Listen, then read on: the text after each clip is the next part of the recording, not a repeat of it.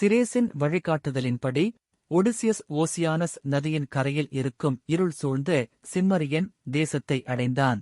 அங்கே சூரிய கதிர்கள் ஒருபோதும் விழுவதில்லை. அந்த நிழல் பிரதேசத்தில் அவன் ஒரு பெரிய குழியைத் தோண்டி பால், தேன் மற்றும் மதுவை ஊற்றி பலி கொடுத்தான். அந்த இரத்தத்தின் வாசனையை நுகர பாதாள உலகத்தின் ஆத்மாக்கள் வௌவால்களைப் போல கூட்டமாக வந்தன.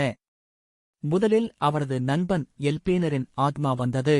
சிரேசின் மாளிகையில் குடித்த போதையில் கூரையிலிருந்து விழுந்து இறந்த அவன் தனக்கு ஈமச்சடங்குகள் செய்ய வேண்டினான். அதற்கடுத்து வந்தவர் மகா தீர்க்கதரிசி டைரிசியஸ்.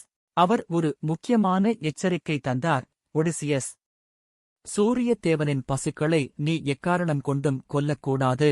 மீறினால் உன் வீரர்கள் அனைவரும் அழிவார்கள்.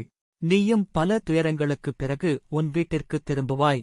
அங்கே பல சூழ்ச்சிக்காரர்கள் உன் மனைவியைச் சூழ்ந்திருப்பார்கள் என்றார். ஒடிசியஸ் ஒரு பேரதிர்ச்சியைக் கண்டான். அவரது தாய் ஆண்டிக்லியாவின் ஆத்மா அங்கே நின்றிருந்தது. அவன் புறப்படும்போது அவள் உயிரோடு இருந்தவள். அவளைத் தழுவ முயன்றான். ஆனால் நெருப்புப் புகையைப் போல அவளது உருவம் கலைந்தது. மகனே, நீ திரும்புவாய் என்ற ஏக்கத்திலேயே நான் இறந்து போனேன் என்றாள் அவள்.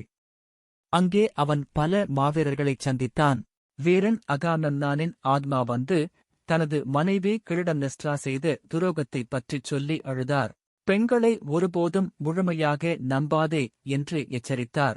மாவீரன் அகிலஸ் தோன்றி, இங்கே பாதாளத்தில் அரசனாக இருப்பதை விட பூமியில் ஒரு ஏழை விவசாயிக்கு அடிமையாக வாழ்வதே மேலானது என்று புலம்பினான். அஜாக்ஸ் வீரன் இன்னும் ஒடிசியஸ் மீது கோபமாக இருந்ததால் பேசாமலே விலகிச் சென்றான்.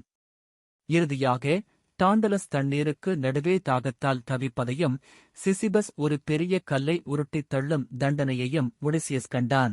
அந்த இடத்தின் பயங்கரம் தாழாமல் அவன் விரைந்து தனது கப்பலுக்குத் திரும்பி உயிருள்ளவர்களின் உலகிற்கு பயணமானான்.